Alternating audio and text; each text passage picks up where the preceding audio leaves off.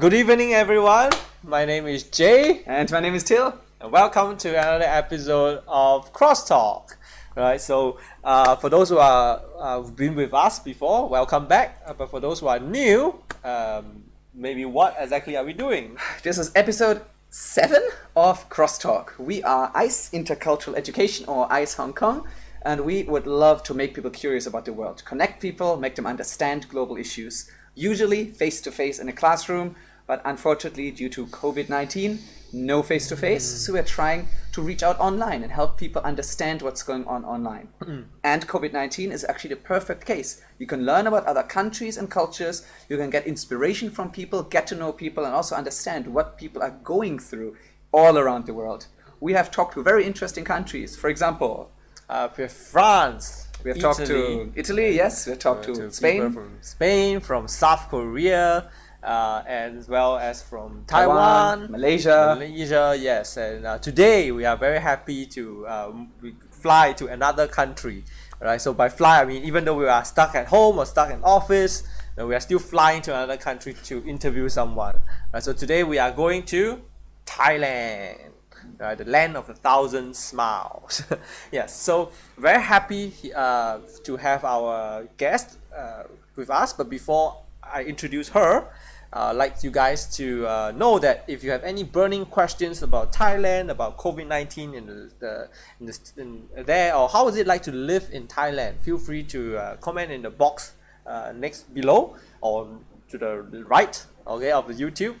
Yes. Depends if you're using a mobile or a computer. Yes. So comments, okay? YouTube comments. Yeah. So write any questions you have. I'm sure our guests will be very happy to answer them. Right. But without further ado, let's welcome our guest for today. She's Linka. Hello, Linka. Hello. Can you say hi?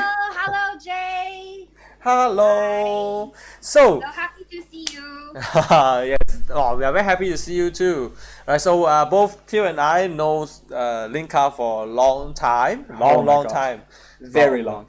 Almost like I think 5 years, 6 years. Wow. Right. And so we go way back. But for our audience who might be who doesn't really know you, can you please introduce yourself to them? Yes, sure. สวัสดีค่ะยินดีที่ได้รู้จักค่ะ Actually, my name is Linka. Even though I've been living in Thailand for 3 years and a half, I'm from China, specifically from Xiamen in China. I'm actually very proud of the culture of my home city.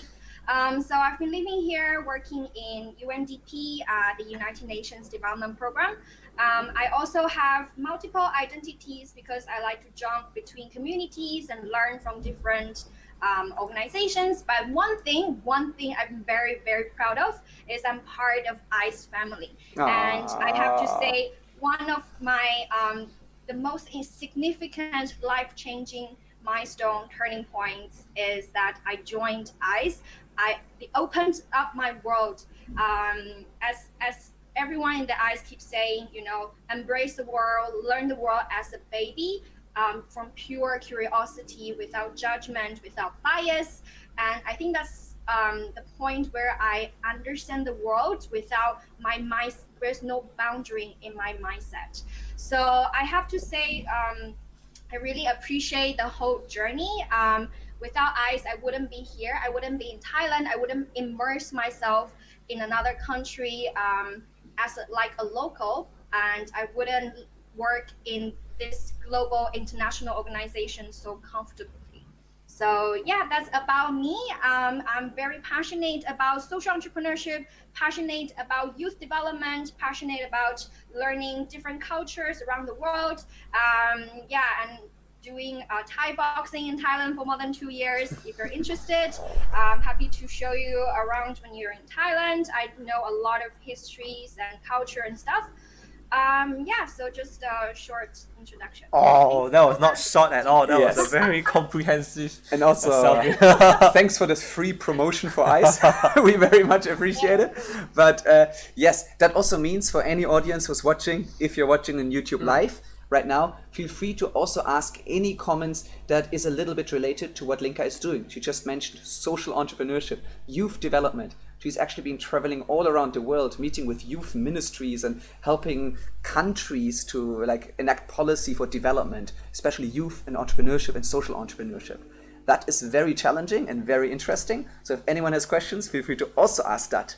But we're also here to talk about COVID-19. Yes. So, well, before we talk about that, like right now, right off the bat, we have so many people commenting on the YouTube live.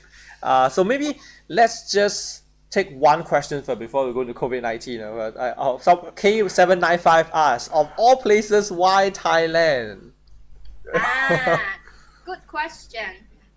So as I mentioned in the beginning in my self-introduction, I am working for United Nations Development Program. So similar to other UN agencies, the Asia Pacific headquarters is located in Thailand. So there are different, a lot of theory or ways of understanding why is it located in Thailand. So I think the previous king of Thailand, the Rama IX, invited the UN agency. So he sent a very official invitation to welcome the UN agency to be located here for their regional headquarters. And another ways to understand it is also that during the World War II and World War I, Thailand was not involved in, was not colonized by any other country. So from history perspective, it's more or less a more neutral ground. So if you look at other headquarters in other region in Europe, in Africa, in Latin America, I think it's a very similar criteria, a more developed states compared to neighboring countries, a more neutral standpoint, and also the official invitation by the government, by the royal family is extended. So yeah. Okay, and that's why because of the UNDP here in Thailand. Right. Yes. So, Thanks for this history lesson. Yes, I really didn't know that. Right. So let's go into the proper. Let's go into the topic proper. So right now you're in Thailand, in Bangkok, right, specifically, and how is it right now? How are the people's lives? They very badly affected by the COVID-19, or just in general, how is the situation just like in Thailand? Try to paint a picture so we can imagine what life in Thailand is right now. Because you heard radically different stories so far. We heard about France and France and Italy, and a couple of countries with lockdown, and we heard like Taiwan where things are pretty chilled and like seems like they're quite safe. So what is it like in Thailand right now? Yeah, so I think I don't know the audience, if you have been to Thailand, I think it's already easy for you to imagine. If not, Thailand as one of the most, the tourist industry is one of the most advanced in the world. So maybe you've seen the pictures of Thailand. So I want you to go back to that image and think about back in 24th of March. And that's where everything started to have a little bit change. So on 24th of March, the government announced that the country will enter the state of emergency, not on the date itself, but on 26th of March. So it gives us more or less between 24 to 48 hours for us to prepare. So as you just mentioned, the other countries like India or some of the countries, they only have very short period of time between the announcement and the actions, right? The execution. So people are maybe in other countries are more in panicking, they need to store enough food. But what I've seen, what I observe here is also quite more a chill kind of state of mind, because we are given enough time, and also at the same time, according to World Bank data, when we speak about agricultural products, so Thailand has 15% of export compared to 5% of import. So which means that Thailand is a country where we produce a lot of agricultural products to actually feed other countries, right? So it actually has a very sufficient supply when it comes to food. And so there's, comparatively less panic about food supply. And also government has been soothing people's fears that don't worry, we'll make sure that you have enough food, you have enough toilet paper, so there's nothing to worry about. Oh, Very the toilet important. paper. Yeah, but that's also Yeah. very interesting to know. So they don't have food shortages in the sense because they're exporting food. So again, thanks for this lesson in geography. But also, maybe that's a bit of a stereotype. So please correct me if you're wrong because you're living in Thailand. But the word you said, panicking, a panicking person and a person from Thailand, I find that hard to put into the same mind because when I imagine my Thai friends, I feel like chill, don't even have like sabai, some kind of a term to relax. How is that from your perspective? Do you feel like Thai people are actually a bit more relaxed about it? Or is it really what you said? Is it about the economy, the food security, the warning that is given? I think, well, as you mentioned, like general, if you look at from very general stereotyping perspective, of course, the level of panicking is not as much as other countries. That people knows that they will have food, they will have shelter, and because it's not cold here, so you don't fear that you will freeze on the street, right? But at the same time, there are people who are concerned, who are worried. So if you have been to Thailand, I'm sure that you've met those like street fruit vendors. People selling barbecues on the street, and those are people who are living on their daily incomes. And some of them, they need to supply raise the whole family. So for them, some of them they can grab drivers, but then they say that, well, it's not. I don't have other choice, right? If I don't do it, there's nothing for my family members, so I have to do it. But of course, those kind of sharing is not communicated actually in other than Thai language. So maybe most of the time when we perceive what's going on in Thailand, it's already the second-hand source. A lot of first-hand source are only available in Thai. A lot of emotion, a lot of feeling is only expressed in their mother tongue. Right.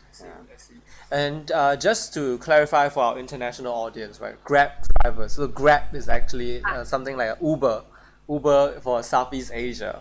Ride sharing. Ride sharing. Getting food delivery. Yes, to do a lot of things. And I think it's what you also raised a very important point. Like not everyone has the privilege of just work from home, right? Like we have experienced a lot in Singapore, in Hong Kong, where people just complain, I'm working at home, I have nothing to do. But that's what Linka has shared actually. Like a lot of people, street food vendors, every day, they are just surviving every day. Yeah. Not only that, right? Like it's easy to get into this like bubble. I see it on social media as well of people saying, actually, this is a wake-up call for the world economy. That's so many office jobs. You don't need to be in the office. In the 21st century, everyone can work from home. And well, there are lots of people who work in the streets every day, and they are the ones supplying everything for their family. So that's a bit tough. Often you forget about those people. So Linka, so one of the things that I've seen on Facebook recently, shared by one of my friends, is actually about a fire north of Thailand, right? And I think we also raised this point that because COVID-19 has been hogging the news headline everywhere, and then things are like a lot of things that are supposed to be important is not being shown on the news. So maybe can you share with us what is with the Chiang Mai fire for our international audience? Yeah. Sure. I'm just gonna share a picture to everyone, just for you to feel what is it like. So I think you probably can see it on your screen right now. Yes. And it's just one photos of one day, and I think the fire lasts more than a week. So what's happening right now, as you know, what's available in the international source or the mainstream media channels is that the fire in Chiang Mai is not being discussed. The level of the seriousness of this events is not being discussed, matched to So what's happening right now, like everywhere, is people are so focusing on what's going on with COVID-19, but no one pays attention to the fire in Chiang Mai. So there was, imagine that you are living in the city where the air quality was more than 500 and above the index. And no one talks about it and no one cares about it. Well, of course, they are. Some of the NGOs are trying to raise the awareness from people, and there are also people in the northern Thailand. They're trying to group together to put out the fire, with monks, with small business owners. They're trying their best to save it. It's just like everyone's attention are being shifted to COVID-19, and I think that goes to everything around the world as well. So what happened to the things that before COVID-19? What are those issues that everyone was concerned about? If you ask a friend who are living in Pacific Islands, probably they would tell you, like, we're more worried about cyclone than COVID-19, right? Because they're just, it's coming to us, like, in front of us, and COVID-19 is something that not as the level of the fear is different, the level of the problem is different as well. So I think there's so many stuff that's going on, and it's just our attention, whether we proactively choose to do it or we're passively being pushed by those notifications. There's still a lot of things going on in the world, not just COVID-19. Yeah. I think it's a good lesson for us as well. Like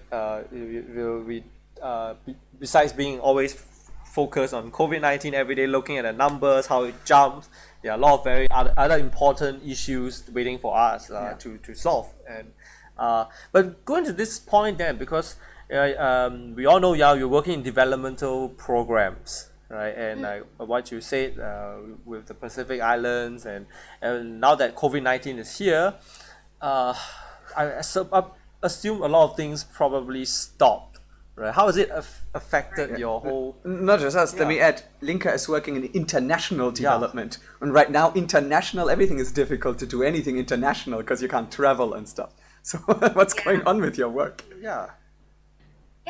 That's a very good question. I think, so we usually plan stuff far ahead, like maybe we already started discussing our next year plan from last year.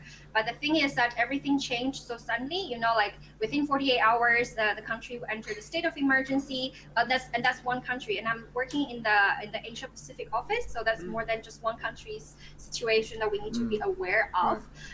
So I think what is going on right now, and also because working in the international development agencies, there are actually two things that is mentally challenging for us. So one is that there are a lot of expectations, not just from everyone around us, but also from ourselves, because we're working in this area, and we felt that people are expecting us to do something, and we also want ourselves to do something. And when we don't see things move, we feel frustrated. We feel like, powerless. So the thing is that we need to also learn that we are also human beings. We can't solve everything by ourselves. So sometimes we need to give us a break, spend some time with ourselves and recover. And then second thing is that we all need to learn how to work in the area of unknown and be comfortable with unknown. That you're comfortable you walk without knowing the end. And I think I'm a person who feels super anxious when I don't know where this is going to end. I feel very nervous. I feel, like 1 second should be like a century. But I think it teaches us how to live with unknown every day. And but at the same time, I also learn how to think backwards. I also learn, for example, at the end, when the lockdown finished, how would I want myself to be? So that's more like personal perspective. And in terms of work, there are a lot of like unforeseen meetings or discussions, but also with good intentions, because we all want to do something to help other people. Yeah. So that's I think we should have a big shout out to all people working in developmental programs, social work. Even us, we should give ourselves a pat on the back for doing a good job, right? Yeah, at least we're still trying to do stuff in this crisis without getting payment really right now. So we're also trying hard. Yeah, so we are all trying hard, and I think it is very important as well to look after yourself mentally. A lot of things, because we're all cooped up at home, and then there's a lot of work. How do you deal with it mentally? That's very important as well. So we have a random question from Din Long. I'm not sure you want to respond to him. He just said, what is the one person that inspired you, Linka, among all your training, workshops, and programs? I think you want to say him, but you don't need to say it's him. No, I actually want to say Till. Take that, Din Long. Okay, let's see what his response is. Just to liven up the mood a bit. Yeah, and anyone else, like if you're watching this, feel free to comment, feel free to ask a question. This is about Thailand. This can be also about general, how to cope with it, because Linka has a lot of experience. This could be about international development, so we can shape this conversation with you. So please ask anything you want. Yes, and Din Long just say, I wanted to say Till. Oh, so, yeah, I would say that too if I were him now. Sorry, Din Long. I believe you.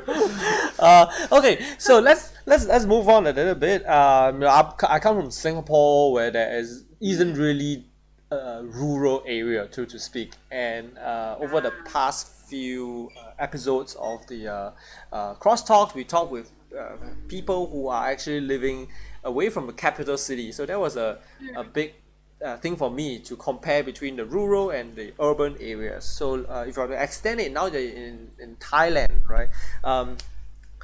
Do you know how the people who are living outside of major cities like Bangkok, Phuket, Pattaya, for example, like people who live out in the rural areas, how are they coping, or do they have any ideas, or how do they receive their information? Could you comment on that? That's a very good question, and I have to be very, very honest with you, because I'm living in Bangkok right now, and if I look outside, it's all just the concrete, the urban buildings. So everything I can receive is also from online media.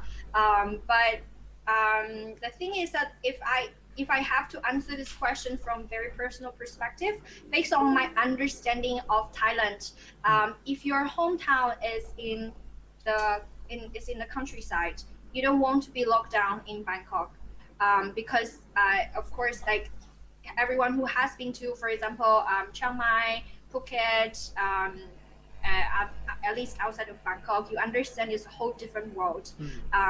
You get to at least enjoy the green scenery, the chill and very warm community vibe, people supporting each other. So as far as my experience interacting with communities in Thailand, I know that the food is enough, once again, and people are very supporting each other. So if you're from the same community, you basically everyone there, and then you know that you can rely on them. So other than that, I honestly don't have any further observation. Are they sorry to disrupt you, but are there like indigenous people in Thailand? I need to share this. So one thing that really touched me over the weekend was that I saw a news. So in Thailand, in the north of Thailand, so even norther than Chiang Mai, in that province, and then there's indigenous people, and then if you go deep south into the sea, around the sea area, next to the border with Malaysia, there's like indigenous people live next to the sea, right? So people in the mountain, in the forest, they have resources, they have food from the forest, and then people live next to the sea, they have seafood, of of course. So the thing is that once again, they prove their care for humanity, their kindness to the world. So people in the forest and people live next to the sea, they're exchanging their products. And they actually skip over, the traditional capitalist market, this approach. They just exchange among themselves like because a barter they want economy. to support each other. Yeah. So yeah, it's very warm. There's so much kindness I've seen in Thailand. And wow, that's something pretty cool actually. How people adapt to this sudden change in life, and the whole exchange is pretty interesting. I think we have to. I will go back and research more about the indigenous people in Thailand, because I'm guilty of being the kind of person that just goes to Thailand for food in Bangkok, and I don't know too much about it, about the local history. So I'm definitely going back and research more on that. Yes, we have a YouTube comment from sorry if I pronounce your name wrongly, Rief Arifin. And he said, "Hey Linka, how do you keep your positivity during this pandemic? How do you become so happy?" For those of you who don't know, Linka is often a symbol for us of like positivity and like a happy bubble person. But even during a pandemic, you seem to keep this up. I think you mentioned a little bit before, like how you're trying to deal with it. But let's say on a more personal level, independent of work, how do you keep this positivity? Yeah, I think I have a lot of way of thinking how to be positive. But in general, if I have to simplify, I think it's similar to how we keep our body healthy, right? So we eat healthy food, we exercise, we have a very healthy routine to keep our body healthy. But most of the time, we didn't actually pay attention to how do we make our mind healthy and positive. So it's the same way, right? Like we digest positive news, positive information, positive vibe, positive energy, and we exercise our brain. So because our brain also have muscle like our body as well. So the more you exercise it, actually I learned this from Till. If the more you exercise it, the better it gets, right? And then the last one is that you have a healthy routine for your mind as well. So these days, I try to read an hour, more or less, in the morning before I start working, and I also pay attention to what time I allocate for what kind of work.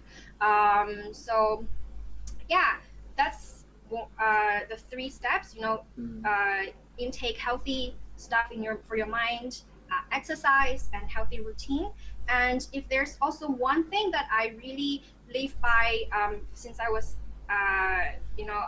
from the childhood, actually I realized it today, is that be a role model for people around you. So because everything that you do to other people will actually give others permission to do the same, to do the similar stuff. So how do you want other people to behave and react? Be the role model for that. Wow. Yes, totally agree. And yeah. So I also want everyone who may be watching this to understand that really, I believe, Linka, you have a lot to say and share about this. So anyone who has a chance to follow you on some kind of social media later or want to learn more from how you do things, I strongly recommend people to understand more, because you have had a crazy journey from living in many different places, adapting to different environments, learning things really fast. So I believe you are a great person to teach about personal development. Deep learning, but maybe to borrow a phrase from our friend, the Italian friend Dario. His dad once said that healthy mind, healthy body, something like that. So to have a healthy mind, it gives you a healthy body in the end. So I think it really is very, very true, right? So I'm gonna take that question later. I'm gonna take a question later from Dino again, your big fan. Okay, but we talk about a lot of government or NGO supports regarding the whole COVID-19 situation.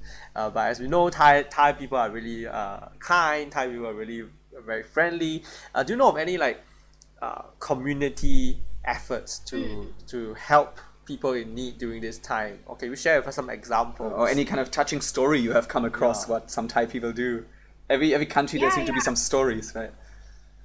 Yeah, so I actually saw a lot of self-organized volunteers group. They're trying to support low-income communities. So I remember, one of the volunteers was sharing this with me, that the government of Thailand are not encouraging people, senior citizens, to come to the streets.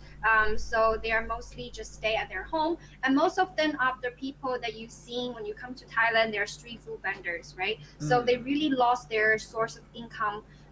So they really have to have nothing to rely on. So, but this self-organized volunteers group, not just one, multiple. So some people raise funds, some people package stuff, some people donate, some people deliver to the places. And so Bangkok has a lot of a huge low-income communities here, a lot of senior citizens, and some of them also are living with disabilities. So situations are really, really hard for them. But I see a lot of volunteers that are trying to, people here are trying to, stay together and support them. It's really, really touching. And a lot of them, they're just, the whole family. I remember one was during the weekend, everyone, their family, the kids, the parents, they're working together to package they call it relief bag for the elderlies in Klong Tei. So it's one of the low-income communities in Bangkok. So it's really, really touching, everyone care for each other. Another thing is, let me just show you another photo that's quite touching as well. Okay, so Linka is going to share the screen again, so you will see it on the screen shortly. So if you can see here on the screen, you can you can see it, right? Right, okay, cool. So you can see the person with the helmet. So he has some cash on his hands, right? So he's giving giving cash for people who got unemployed. For example, people who was working in the hotel, but then because of this outbreak, they can't work in the hotel anymore. And that was a decent job before, right? They're not really low income group before, but then they have no source of income afterwards, and it's really hard to find another job at this period of time. So the people with the helmet, he's not government official, he's just a person with kind heart, a more or well-off person. So he's giving cash for people that lose job, homeless, or in need. Yeah. So a lot of this self-organized stuff going on in Thailand. So a lot of grounds up initiative, so to speak. Besides government support, you have a lot of people starting things to help the other people in need, help other Thais in need, right? So that's very heartwarming to learn about it, actually. All right, so let's go a little bit more personal. With that, we have to take let's take two questions from the YouTube live. So first, again, we have Din Long who asked you. He said, first of all, he said nice T-shirt. And yes, then let me show the T-shirt. That's okay. That's branding. And so he said, where can we follow you on social media or read your blog articles? So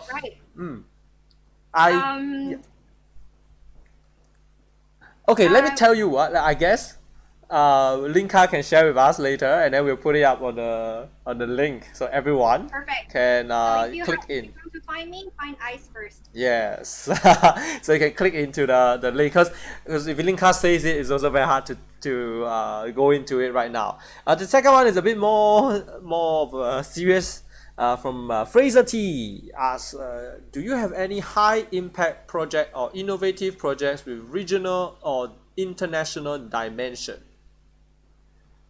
Well, it's a very broad question, to be honest, because project, do you mean my work or No, do you in terms of In terms of COVID-19. COVID-19. So you shared some grassroots example already, like what people are doing for certain segments of people. Are there any international things?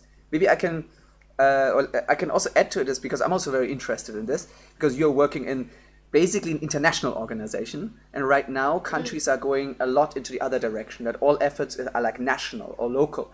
And as you know, people are blaming the World Health Organization a lot as well these days. So it's like, is effort better made on local or national level, or is there anything international still going on? And what do you think about this? That's a very, very good question. Honestly, it's very, very complicated. And also, so at least from my understanding, from my level of seeing what's going on, a lot of stuff happening right now, because international or regional is really, really hard to take actions, right? Like all the actions or all the implementations are usually at the national level. So what, even beyond just COVID response, even, everything, it's from regional, the most added value that we can do is more about, facilitate and coordinate learning and exchange from different players, different entities. Because a lot of times people are, and even right now, right, a lot of, as I mentioned, that a lot of governments, NGOs, organizations, individuals, we're all living in this unknown scenario. No one has been through this before. And everyone is looking for an answer. So everyone is trying to do something to look for an answers, right? So what we're doing right now is helping people to get to the answer as soon as possible, and also at the same time trying to keep information flowing, keep the positive narratives going, right? So facilitation, information. That's important. And is there anything about COVID-19 that you have seen? Maybe some interesting project that is international? Well, the concert over the weekend. I'm not sure if any of you are following the Lady concert Gaga. with the Lady Gaga. I guess that's something that will hopefully get people to have a better morale, I guess.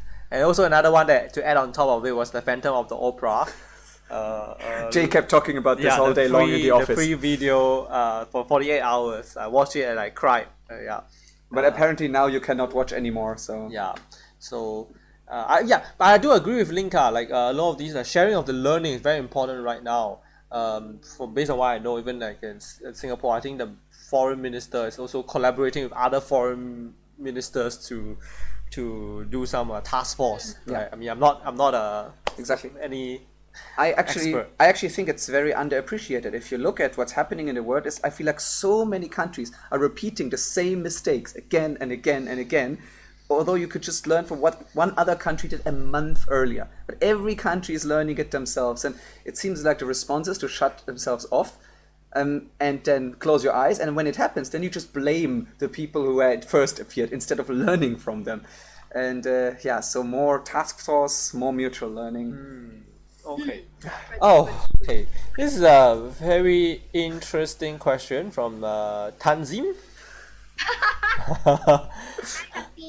What advice would you share with young entrepreneurs and small businesses that are taking a major hit during the COVID-19 pandemic? Oh, like us, we are a small business in ICE, so we could also benefit from this advice. What advice would you give them? Because this Linka, you're working a lot with social entrepreneurs and social enterprises. Yeah, I guess this will be a good advice for a lot of the small business owners who are watching this live stream. Right. So I think there are two things that come top of my mind. So the first thing is, again, similar to my thinking of personal development is also for the enterprise development, is that how would you, once the world reopen again, are you ready for the the demand? Are you ready for your supply, right? So how would you get yourself ready when the day comes? So what are the things that you need to align? What are the things that you need to, sort out? Like even as simple as team building, team bonding. How much time do you spend with your team trying to, understand each one of your teammates? Those things that you weren't able to do before the lockdown. Now you have a lot of time to dig deeper. So that's one. How are you ready when the days are open? The second is that think about how can you do things online, right?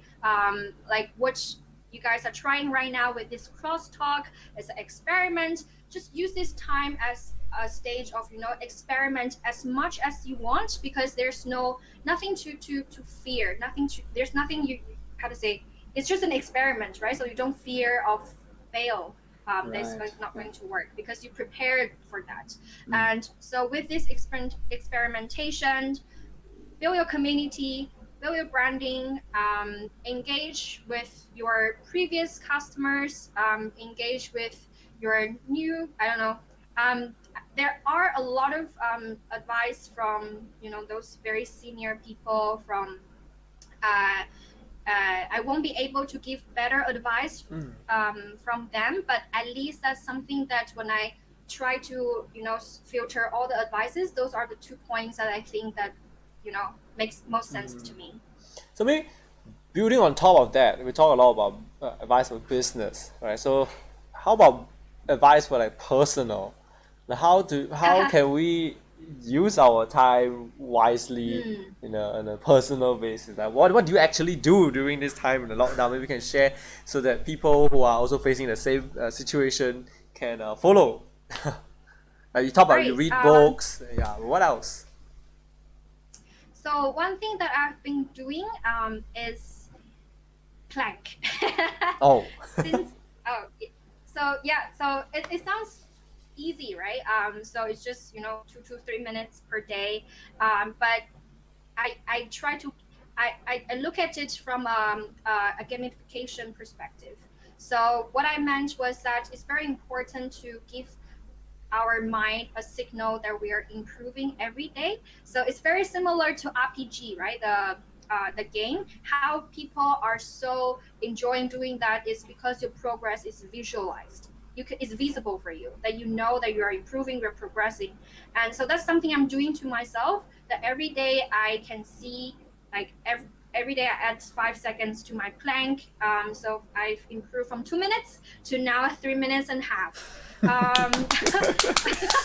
Nice. I'm curious about what my results would get at the end of the lockdown. Maybe I will do 10 minutes. 10 minutes. Depends on how long the lockdown is. And then also when the lockdown finishes, Linka will do more Thai boxing again. So it's not exactly that you will stop getting fitter. Yeah, I think I'm actually fitter and stronger than before the lockdown. I understand that. So, so that's first thing. Like I try to gamify my personal progress, and also it's very important to stay away from the screen, because there's so much noise from the screen, right? There are a lot of this waterfall content, like everything is trying to get your attention. So I try to stay away from screen as much as possible during weekend. Stay with books, something simple, or just do house chores, something that gives me time to know that I'm not distracted by anything else. I'm just myself at that moment. Right. Yeah. I think that's very good advice, and I also would want to recommend this 100%. For me, I had very similar experiences. That before the lockdown, there were so many things I always wanted to do and learn and improve, also like physical and mental, and I never had a chance to do it. And then when it happened that we spent more time at home, I was like, instead of thinking, oh, I'm bored, it's like, what are all the things that I always said I'm too busy? So let's just do it. And once you have a bit of progress, you track your progress, you get motivation. And the more motivation you get, the easier it is to do it again. And suddenly you actually feel like, not so bad, this lockdown. Yeah, exactly. Oh, we have Well, we have a few more questions. I can't take all of them because Yeah, of no. time constraints. Also, my mom again, and I still don't understand what she writes. I really have to improve my family communication. Whenever my mom comments, I don't understand what she means. But, sorry, mom. Okay, but I have to pull this out because it's praising us. Oh God. It says, well, if you have 2 minutes on the national television, what would you say? Off topic, hosts are pretty handsome, eh? Ooh. Is that from Dinglong again? No, it's from K795. Oh, okay, that makes sense. Maybe you can give just a very rough answer to this. In national TV channel, Yeah, right? how would you? Right. What It would you could say? be anything, I Yeah, guess. could be. Doesn't need to be COVID-19, Yeah. I guess. Sure. I actually answered this question once today already. From Dinglong. Oh. So I told today. So because it's national TV channel, and I said that. So I think it's in China, right? So one thing that I think is really important for Chinese audience, and I also want to use that 2 minutes to share, was to say something that you appreciate for your family members, your parents, your kids, your husband, your wife, because that's something that I observe like commonly missing in Chinese family environment. So that's something I would encourage people to do. Yeah, So nice. really think about your family members. Yeah, imagine your like family member being recognized in national television. They would feel nice, right? Yes. Okay, there's one elephant in the room here again to talk about, and that is in Hong Kong. Right now, Thailand is really, really popular, and I'm not sure how much you know about this, but yeah, Jay, do you want to explain what's happening? Well, it's about this mainland Chinese, Thailand, Taiwan online war. They call it like the milk tea. I'm not exactly Milk sure. tea alliance. Milk tea alliance whatsoever.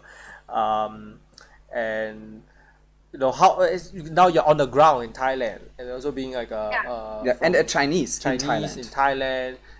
Maybe can you share with us, like, have you ever heard about this on the ground, or is there anything changed? Did anything change because of this? Right. Just maybe. That's a very good question. I have to be very honest with you. I didn't actually have any social media news or notification push these things to me. I don't know why. Maybe because the interactions I have on social media, the data doesn't recognize that I will be interested in that topic. So, but I think as for now, there's nothing, even though I'm Chinese, I'm living in Thailand, everything I've experienced, everything I've perceived are all out of kindness. So honestly, I've never personally encountered any biased, racist discrimination, etc. So maybe I can just share with you 2 kindness stories that I really, really touched with. I remember there was once I was, I was having a cold. It was in February, and then not cold. I mean, I was like sneezing and having runny nose, and then I sneezed in front of a cashier in a cafe, right? And then at that moment, I was like, oh my gosh, she's going to kick me out of the cafe. And then, to my surprise, she brought me a cup of hot water and say that drink this, you will feel better afterwards. Wow. So I was about to cry at that moment. It was so touching. And the second story that I've encountered was I was fetching water downstairs once last week actually, and there was this silver hair lady also fetching water, and we tried to speak Thai as much as possible, and then suddenly she's like, where are you from? And then I say I'm from China, and also at that time I was scared. What if she just suddenly turned her smiley face to something like, I don't want to talk to you. But actually, she doesn't. She asked me, how are you feeling right now? What do you feel when you saw the news on Wuhan? Do you feel heartbroken? Do you like in Thai? Is like, does your heart feel in pain? You know, like, and then so I told her, this was last week, and so I told her that the lockdown in Wuhan is finished. Everyone are allowed to come to the street, so nothing to worry about. And then she's like, oh, I'm so happy to hear that. I'm also happy for that too. So yeah, so this amount of, you know, empathy, kindness, and you know, like, we're in this together, really touched me. Yeah, that's pretty amazing when, you know, the news are more likely to report racist stories, right? Oh, this Chinese in this country got like treated in a racist way. So it's nice to hear these stories as well. And I think this is a bigger conversation as well. Like, oh, suddenly you're brighter, yeah. But because I know, we are going to be, you know, things. It's sunset now, so we are also going to wrap it up very quickly. Okay. But I just want to say that it's. April says hi. Okay. Hi, April. Hi, April too. It's going to be the end of April and the start of May. That was such a J joke. But yeah. He hasn't know Jay yet. He's like the king of lame jokes. best joke ever. Yeah. Lame jokes. In 3 languages, in English and Mandarin or in Cantonese. But as I was saying, like, you know, in the world where people are saying, because of the COVID-19 virus, people are experiencing a lot of racist behaviors. I think what Linka has showed for Thailand is the other way. It's a very positive thing, right? And I think that's something that the world needs as well. Positive news, positive messages, just to heal our heart. Absolutely. Yeah. Even in this the milk tea online thing, right? The Thais were famous for not attacking the Chinese, but like just attacking themselves as a weird way. So maybe, that's a really nice, different way of thinking. So let's just end off with a happy note. You know, Thais are also known for having very creative, funny commercials. Oh yes, absolutely. Or they make you cry. Yeah, I absolutely love them. So, do you know of any commercial or advertisements, especially about COVID-19, that's very creative that you can share with our audience? Yeah. Let me share my screen again. Okay, This let's is all have a look at the screen. Very cute and funny way to encourage people for social distancing. Wait, okay, can you read it in English slowly? What? Sorry? Can you read it out in English? Are you a superhero today? Together we get COVID. Isolated, we survive. Together we get COVID. Is that an idea of herd immunity, like what the UK originally said, or is what is that? Social distancing? Whoa. So cute. It's very cute, but I hope people don't get COVID together. Yeah, so I think what is happening right now is in Thailand is quite positive as for now, touch wood. So the cases has been quite stable at more 30 per day or under 30 per day. So and right now we have national curfew from 10 a.m. to 10 p.m. to 4 a.m.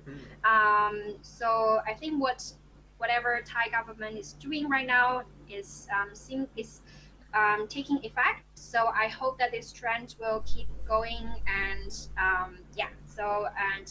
I will have my final result of plank challenge soon. Cool. So I don't know whether to wish that your plank stops earlier, like maybe you end by 4 minutes, because that means that the quarantine stops earlier. Yeah. Rather than if I wish that you get 10 minutes, that means the quarantine is gonna be longer. Yeah, so or when the quarantine finishes, you will still continue your planking. Yes. Yes. April say we also ban alcohol. I don't know why. Ooh, that's interesting. So alcohol is banned in Thailand, or? Yeah, so in Thailand from 10th of April to 20th of April for 10 days, because last week was Songkran, the Thai New Year, And so the Thai government just banned the alcohol, so people have they don't spend time, gather together to drink. So it's just a way to keep people safe and also social distancing. Wow. And there's like a complete ban. So in restaurants, in 7-Eleven, supermarkets, completely no alcohol. Wow, I think not a lot of countries could do that. Thinking of my own country right now. No way. If they ban Germans banning alcohol, beer? Nope. no, that's not gonna happen in Germany. Yeah, it's like banning water.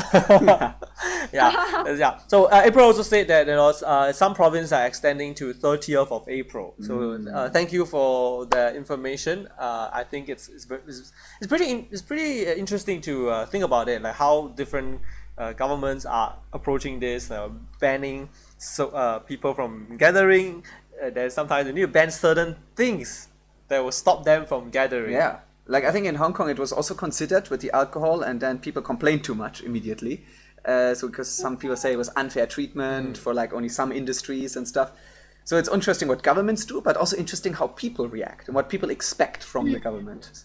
Yeah, so I think with that we have to say good evening and a really good night. Almost an hour has almost passed. an hour has passed, and I think we're really very thankful for your sharing, Linka, from Thailand, and it brought a lot of positive. It's very positive. Comment from Peter in the comments. Linka, you're such an optimist. Yes, I agree. I think Christina also mentioned that she wants to have a whole season with you sharing about advice and who knows, maybe we can do that. It's very so thank you so much. Really thank you so much, Kopun Kap, for your sharing. And we have to we'll put your links into the description to learn more about you and maybe learn more about some of the programs that you're also doing. Sure. I think Linka's and follow us for the movers program. Exactly. Linka is involved in a lot of interesting things. If you are like a young person who is entrepreneurial, who maybe is interested in helping and teaching other people to become entrepreneurial, to learn more about sustainable development goals, then Linka is the perfect person to help you with this. So yeah, we'll link it. Yes. So thank you for joining us. We are ICE. No, we are the two handsome hosts. Two handsome hosts. Yes. Now I have pressure. Yes, but for our audience, if you are joining us for the first time, please like us on Facebook, Instagram, YouTube, IG. Facebook is ICEHongKong, and then YouTube and IG will be InterCulturalEducation. Or always #ICEHongKong. Yes, but thank you so much for being here, and thanks once again to Linka, ever the optimist. Absolutely. And we'll see you again for our last episode of this season on Thursday. That's where we will fly to Russia. And not just Russia, but also a lady coming from a very special part of Russia. Yes. So please follow us on Thursday, okay? Thursday this week, same time as before, last episode, Russia. Okay? Thank you very much. Goodbye, everyone. And Bye-bye. Take care. Bye-bye.